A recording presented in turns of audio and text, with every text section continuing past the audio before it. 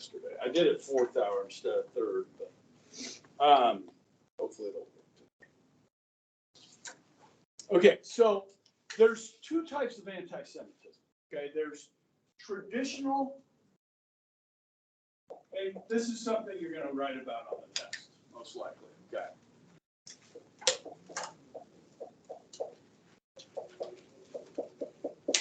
Okay, so this is anti-Jewish, right? Or hatred of Jews. Okay, is anti-Semitism.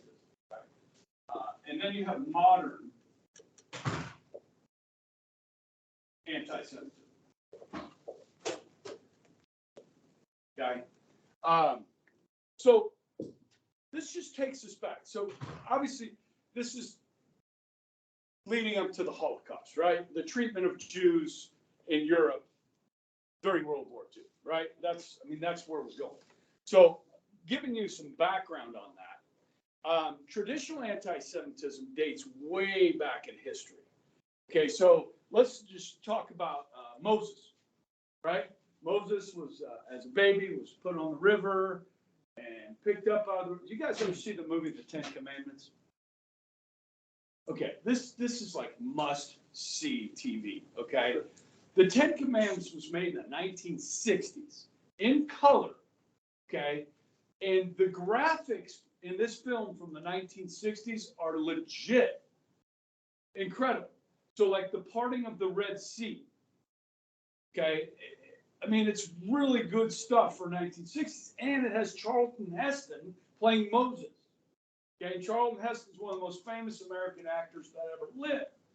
Okay, he played Ben-Hur in the original Ben-Hur, and so forth, and was the head of the National Rifle Association for many years, the spokesman for it.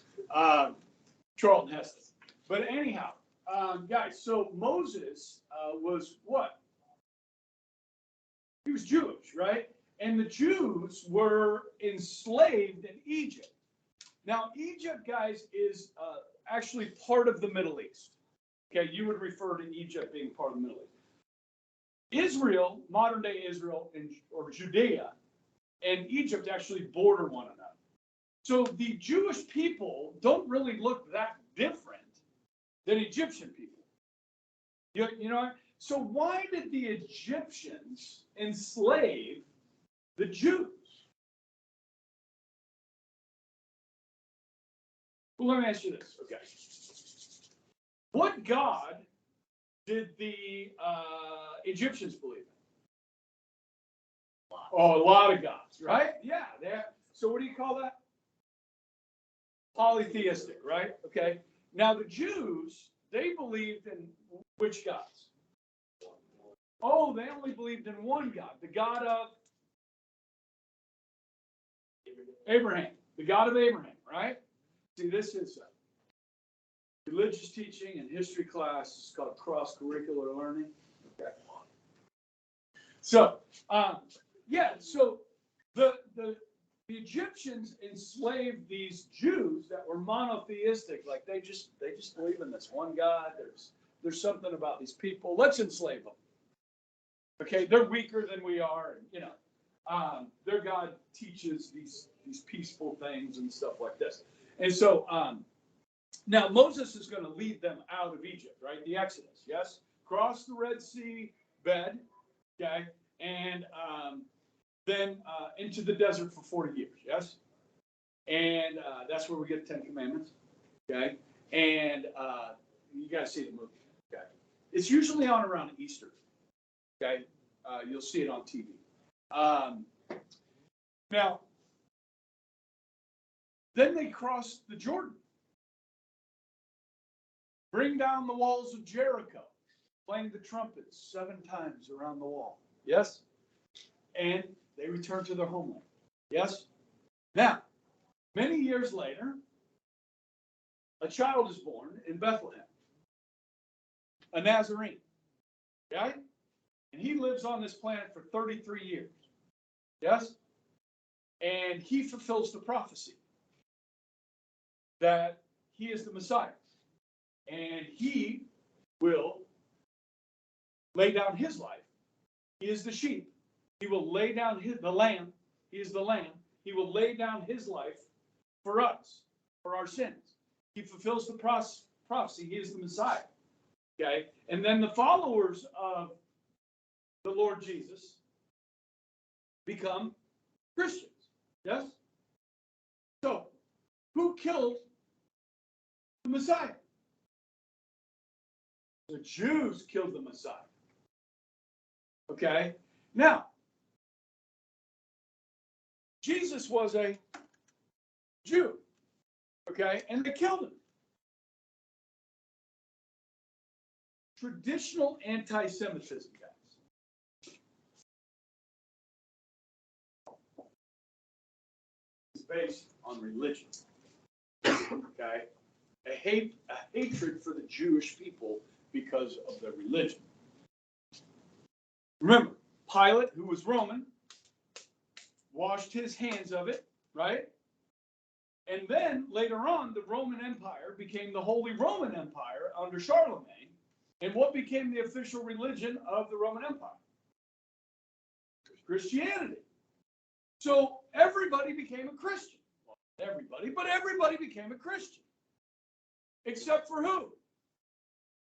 The Jews, who did not recognize Jesus as the Messiah and still don't. What's wrong with these Jews? Why don't they recognize Jesus as the Messiah? You see what I'm saying? So this is where that hatred through the centuries, guys, through the centuries, is based off of religion. Okay? Now, have you ever heard of this weird thing called blood libel or ritual murder? You may have heard of this. Vampire movies. I'm not a big vampire movie. What's that? Twilight? Is that what it's called?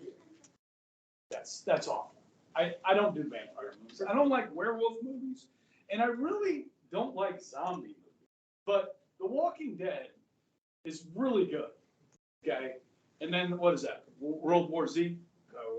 Yeah, that's pretty good too. I mean, I've never been a zombie guy, but those are pretty good. Anyhow, vampires.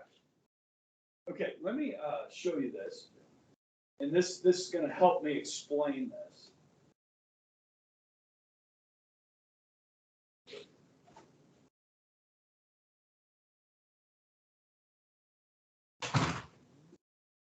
Okay, so there was this myth out there.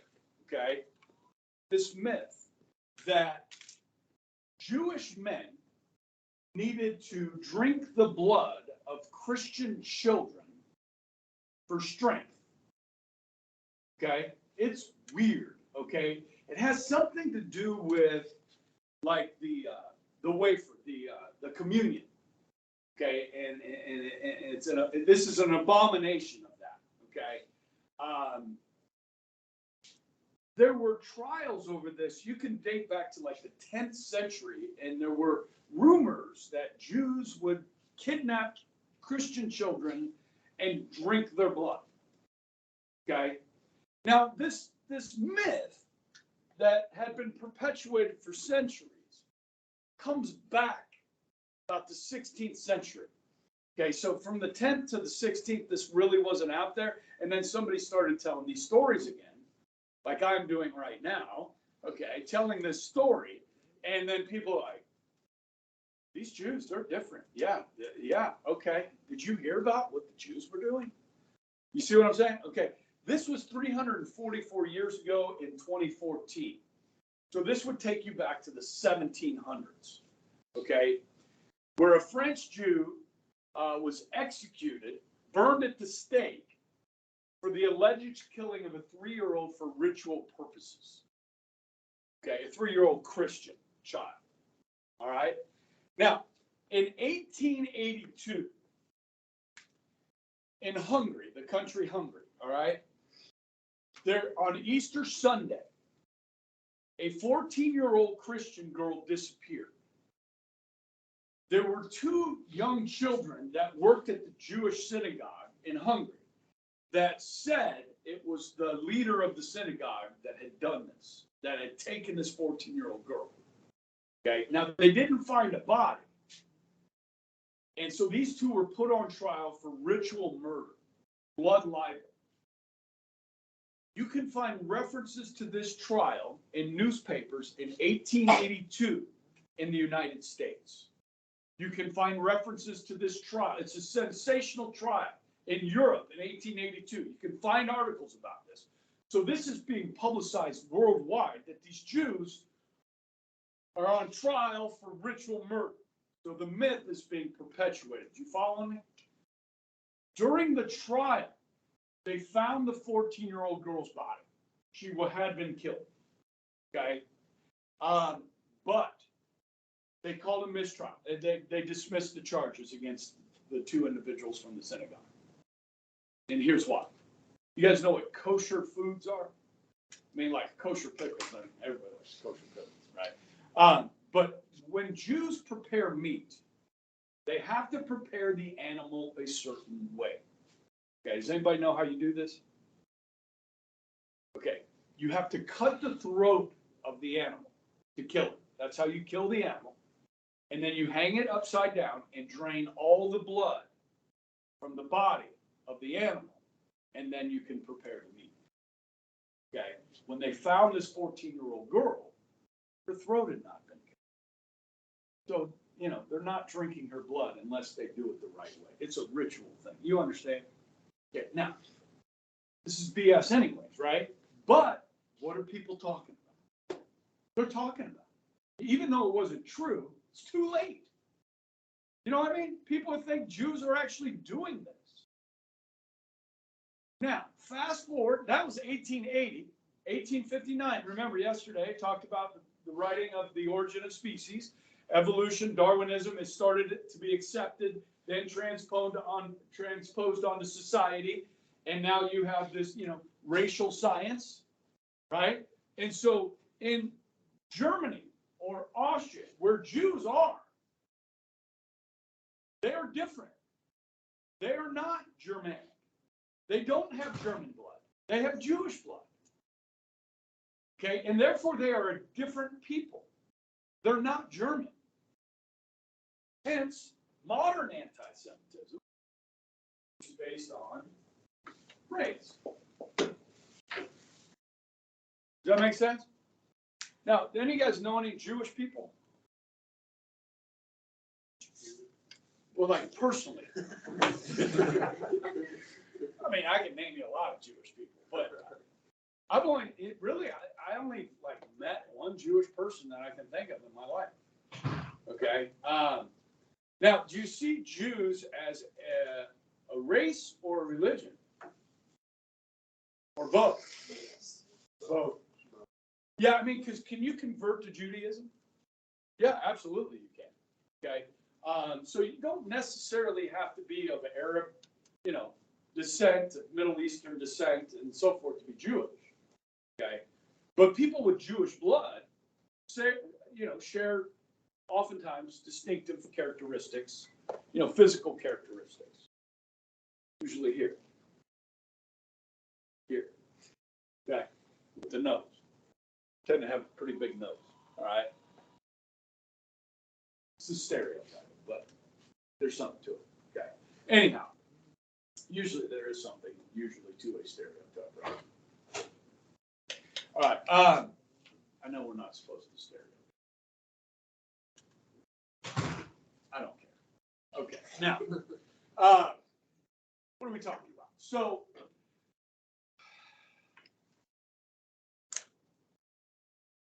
when it comes to it, for Hitler, okay, anti-Semitism is a driving force. It's somebody to blame your problems on. Okay. Today, if you look up FBI statistics, right, we hear a lot about victims in this country. You know, everybody's a victim. Don't be a victim. Okay? Please, don't be a victim. You go through life as a victim, you won't get very far. If somebody's mean to you because of who you are, because you're Catholic, or because you're something else, okay, tell them to kiss off, okay, and move on. Don't let those people define you, okay?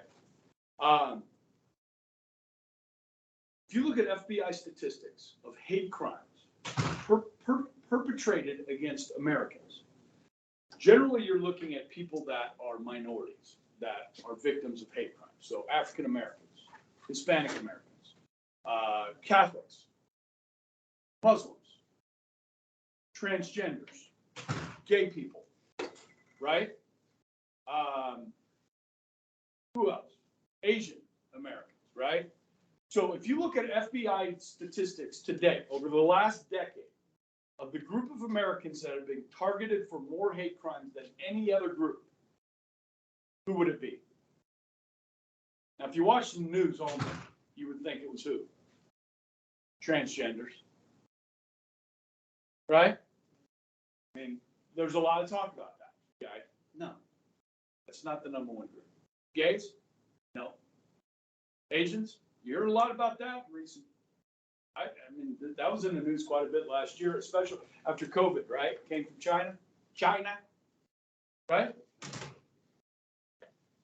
President Trump used to call it the China virus, right? Yes?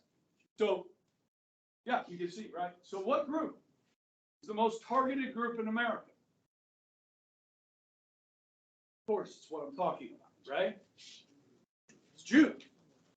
Jews are the number one targeted group in the United States. And listen, it's not even really close. There's a lot of anti-Semitism in this country. Now, you go to Europe, it's bad. Now, if you live in New York City, and you're a Hasidic Jew or an Orthodox Jew, wear the cap, like Shapiro, right?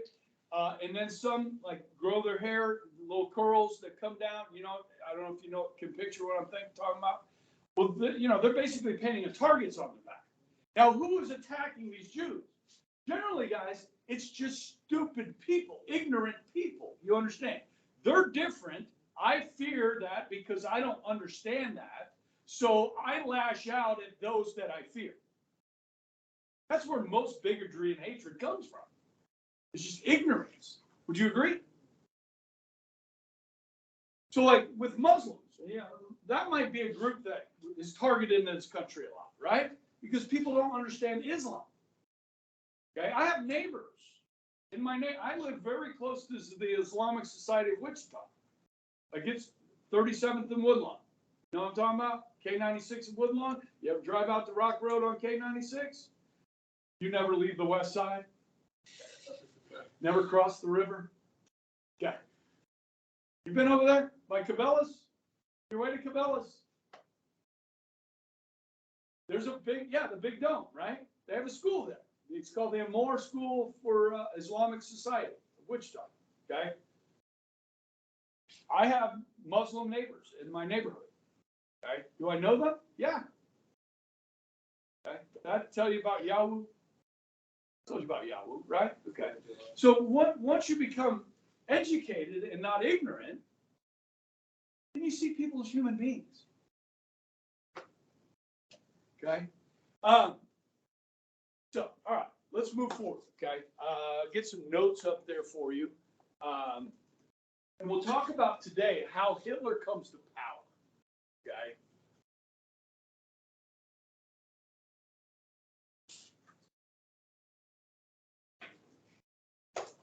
Just put that up there, right there. Okay. All right, so remember, he was living on the streets of Vienna, right, for 6 years. Yeah. Homeless, living in hostels, right? 1914, World War I breaks out. Hitler's going to join the German army. Okay. Now, he's a high school dropout. So his chances of like becoming a general or something like that are not going to happen. Okay. Reaching the rank of corporal is pretty good for a high school dropout. Okay. He was a courier during the war, which basically meant he ran messages to the front, back to headquarters, to the front, back to headquarters. Dangerous job. Those that served with Hitler in World War I said, he was in his element. He enjoyed it. He liked the camaraderie of the army and loved fighting for Germany. Okay. In the last month of the war, Hitler was caught up in a poisonous gas attack. He was temporarily blinded, as many were, and in the hospital when Germany surrendered on November 11th at 11 a.m. 1918. 11/11/11/18. Okay. Which became known as Armistice Day. Today we call it Veterans Day. Okay. Now, so Hitler's very upset about Germany surrendering. You understand? Like, so who are we going to blame for Germany not winning the war? Well, Jews are an easy target because they didn't fight with the same veracity that the real Germans did. And then the leadership of the country that just, gave up. Okay. He was very angry, but he stayed in the army when the war was over. And Germany's basically going through a civil war at the end of World War I, trying to figure out what type of government they're going to have after the war. Eventually, they'll settle on the Weimar Republic in 1919. But Hitler's job, a republic, which is like what we have a republic. There's a lot of new political parties popping up in Germany. Okay. And so Hitler's job with the army was kind of an intelligence situation where he would go in and look and listen to these political parties. He would go to their meetings, basically spying on them, just find out if they had any intentions of overthrowing the government. Okay. And so one day he shows up at this political party one evening, and this political party is meeting in a beer hall. Okay, I mentioned beer halls yesterday in Germany, did I? Munich. They're huge beer halls. They're like community centers where people just go hang out. Okay, so a lot of meetings are held in these beer halls. Okay, kind of like at the coffee shop. Okay, now with this, guys, he runs into these people. And their political party is called the DAP. Okay, now if you're driving into Germany from Austria, does the sign that says "Welcome to Germany," does it say "Welcome to Germany" when you're driving into the country? What's it say? Welcome to what? Deutschland. All right. Now, do you remember what Arbeiten means? Work. Okay, this is the German Workers' Party. Okay, the DAP. Hi. How'd it go? All right. See you after lunch. The German Workers' Party. There's like 7 people. That's it. That's the party's 7 people. But what Hitler hears at this meeting, he likes. He's like, these are my kind of people. Volkish nationalism, hatred of the Treaty of Versailles, that German people are superior and they need to find their rightful place in the sun. He's like, I like this. So he comes back a couple more times. He's like, you know what? I'm joining. He quit the army, goes full time with this party. Okay?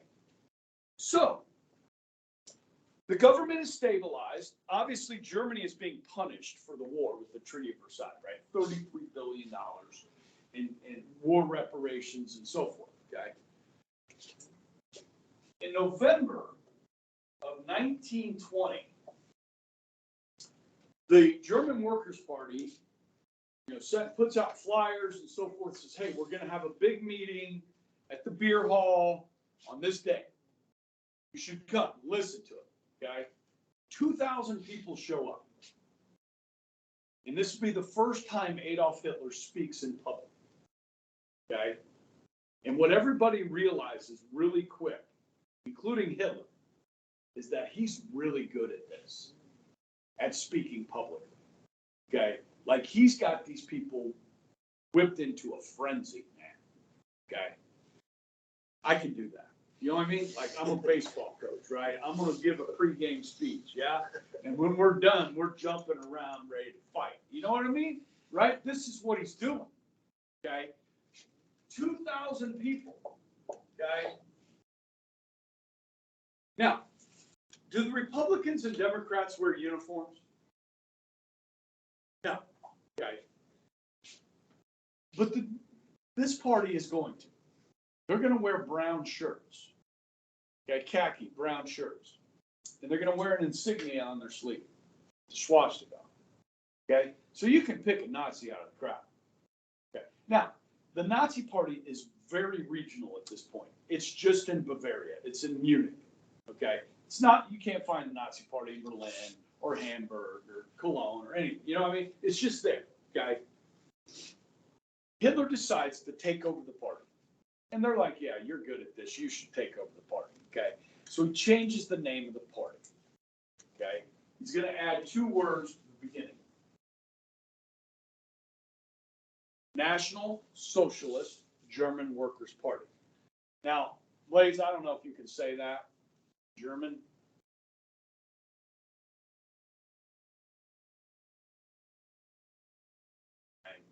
Okay. That's all right. That's okay. But the way it rolls off the tongue, you got to shorten this. This is too dang long. You know what I mean? So, for sure. You guys ever watch one of those YouTube videos where they have people from different languages say a word? You know, like Italian's a beautiful language, right? Spanish can be a beautiful language. And then they throw German in there at the end. It's so funny. Have you ever seen these? Yeah, they're great. And just the people they have do it. It's entertaining. Anyhow, so this name, National Socialist Germany, is a lie. First of all, guys, Hitler hates the communists. Socialists, communists, you with me here? And then, once Hitler gets in power eventually, one of the first acts he will do is ban all labor unions that protect workers. This is a freaking lie, okay? But it's going to help him come to power. Now, speaking of coming to power, like I said, this is a regional small party. So Hitler's going to take a shot at it. He's going to take a shot. He's going to try and take over Bavaria. Not the whole country of Germany, but just that state, okay? And this is what becomes known as the Beer Hall Putsch. Say that right, Putsch? Putsch. Yeah. Yeah. So guys, they're having a government meeting. So you might have like a regional governor, a mayor, city council there. Again, in a beer hall. All right. Hitler and the brown shirts show up at this meeting. And Hitler basically announces to everybody, I'm taking over. They bring guns. The Nazis bring guns with them to this meeting. A fight breaks out. It's a melee. Shots are fired. Something like 19 people are shot. Hitler is wounded and arrested. For what? He just tried to overthrow the government. This is treason, yes? People died. I thought January 6th was bad.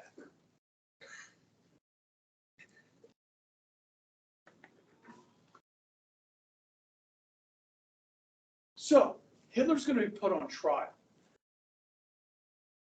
He will refuse representation.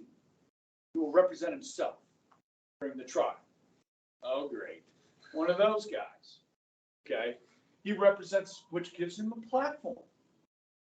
So, in defense of his actions, Hitler lays it all out. Like, what I was doing for my country. We have been stabbed in the back by our neighbors. We are being held down as Germans. I'm trying to help us get back. Judge. Like likes what he hears. So do a lot of people in the courtroom. Hitler's good at this. Okay? He gets a 2.5-year sentence, guys.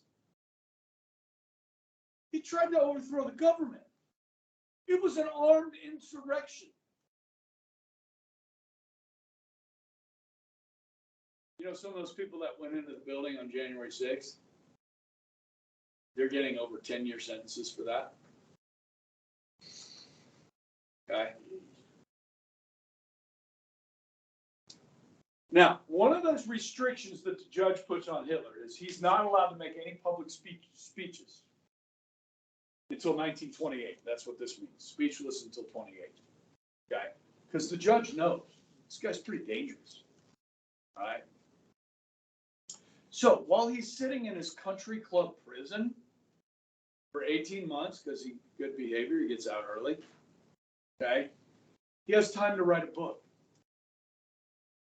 And he has visitors. You know, it's basically a small apartment that he's living in.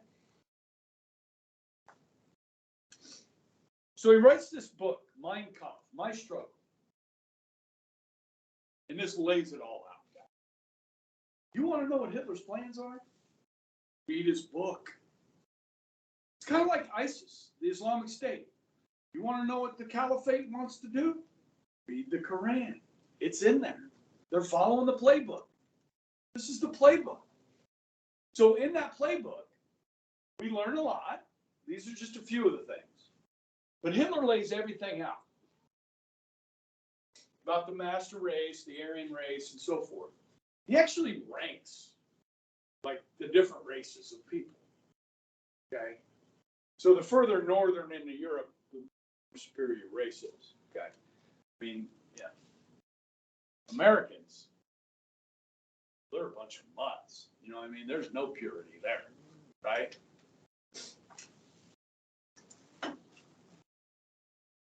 Because this, I mean, there is an element of like race mixing is a bad thing with this ideology. Okay? So, a couple other things here. Entitled to Rule the World, planned for a Third Reich. Reich is to rule 1,000 years. Okay? Your first question is, Mr. Ebright, like, if this was the Third Reich, then what were the first two? Isn't that a logical question? You got one? The Holy Roman Empire under Charlemagne is the second one. First one? Peter the Great. And the Hohenzollerns. I don't know if you remember studying that with swords, the Hohenzollerns, Peter the Great. Okay. This would be the Third Reich. Okay. And one of the things he mentions in here is that the German people, superior, will need more living space. Okay, for the fatherland. Where are they going to find that living space? Russia. So guys, you know that from the very beginning, Hitler has his eyes on Russia. And he freaking hates communists. Okay? So from the beginning, now there's a poor country that happens to lie between Russia and Germany. Oh, those poor Poles. Okay? Those poor Poles, as we will find out. Okay? So, a lot of people don't take him seriously here. Now, let me just throw you, guys, when you have a political party, what you have is what's called a platform. Your political party platform is made up of planks. How you stand on each issue, okay? So, I mean, the Nazi Party had a 25-point platform, right? And so, I mean, I could read you a bunch of them, but I'll just give you some of the highlights. Where the heck did that go? I don't really need this. Okay. First and foremost, the primary political stance of the Nazi Party is opposition to the Treaty of Versailles. The Treaty of Versailles, again, the reparations, but more than that, they took land from Germany. They said that Germany could not have an army more than 100,000 men, no air force, limited the size of their navy. On their border with France, it was a demilitarized zone. Germany's not allowed to put any troops on its border with France. So during those years in between, remember, France sent troops into Germany to take coal as payment for reparations. Okay, so this is his primary political stance. Also, anti-Jewish, anti-pacifistic, anti-communist, anti-democratic. Okay, these are the stances of the Nazi Party. Okay, and that only people with German blood could be citizens of Germany. Okay, now, by this time, were there a lot of people with German blood living in America? Yeah. You are part of the fatherland. Okay, he spoke like that. You are German. You are different. You are special. Okay, so a lot of people didn't take him seriously. Okay, now, here's the thing. By 1925, the German economy was actually improving. Okay, so you had the war, things were really bad, they were printing all the money, right? Then things started to improve. Is that good or bad for Hitler if the German economy is improving? That's bad for Hitler. Because he's only going to come to power if there's like people that are hurting. You know what I mean? Like people are desperate. Otherwise, people are generally fairly sane. But when people are hungry, they're desperate. Okay? Then, so I'll show you this. This is the growth of the Nazi Party. Okay? 2,000 members in 1919, 3,321. 27,009. This is a nation of like 45 million people, okay? It's not until the Great Depression, which starts in America, starts in the United States, and spreads, where the Nazi Party will really take off.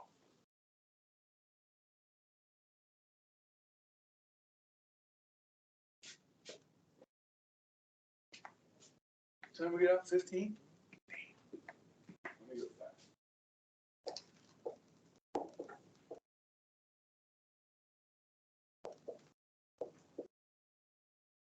Okay, guys, we have the U.S. Congress, the legislative branch of the United States. Yes, we have two houses: the House of Representatives and the Senate. Right? 435 in the House, 100 in the Senate. Everybody with me? That's our legislative branch. The German legislature is called the Reichstag. Hitler's going to try and come to power through legitimate means, through elections. Okay? In 1928, so there's 639 seats. In 1928, the Nazis ran candidates for office. They had 12 of the 439 seats. Okay. 1930. The Nazis gained 107 seats. The Communists win 77 seats. Now, the brown shirts, easily recognizable on the streets. The Communists are waving around red flags. These two meet on the streets, the Nazis and the Communists, it's not going to be pretty. I mean, there's brawls in the streets between these two. Okay, they hate each other. Follow me? 1932. Nazis win 230 seats, which is 36% of the 639. Now, we call that, guys, a plurality. Write that down, underline it, okay? You need to know what this means, not just for the test, but just you need to know what this means. Plurality means the most. So there are 11 parties in the Reichstag. 11. We have 2. Okay? We have 2 independents in the Senate. So we have 3 political parties. in the U.S. Congress. Okay, but really just 2. Okay, now what you have to do here, guys. Let me show you this. So the Nazis have the most seats. This is 2017. This is the German parliament. Okay. The Christian Democrats had 32% of the seats. Okay. These other parties had smaller numbers. Okay. Now, what you have to do when you have a plurality is you need to join with other political parties to form what's called a coalition government. Okay. You got to get to 51%. So like Angela Merkel here could join with the SPD, that would give them 52%. And what she does is she promises this party that, we will have your people in our cabinet. Okay, so some of your people will be in our cabinet. So you get to share the power. But the leader of this party gets to be the chancellor. Okay, so Hitler's party has the most seats. He's got to form a coalition government. It won't be with the communists. You understand? It'll probably be somebody that's anti-communist, a party, okay? So he joins together. They're going to name him chancellor. Okay, now, guys, parliamentary systems are confusing. I mean, you guys haven't had government yet. We live in a presidential system. So the president of the United States, Joe Biden, is both the head of state and the chief executive. He does both. In Britain, the king, not the queen, right? The king now is the head of state. Prime Minister, Truss, she is the chief executive. You follow me? In Germany, the chancellor is the chief executive, and then they have a president. Guy named Hindenburg. Okay? Yes, Hindenburg. The Hindenburg's named after. Okay? He's an old man. And they're going to put pressure on him to name Hitler the chancellor. Okay? I know we're running out of time. So tomorrow, how does Hitler go from chancellor, elected legitimately, to dictator? That's how we'll start class tomorrow. Good? I think this thing was like stopping and starting in between.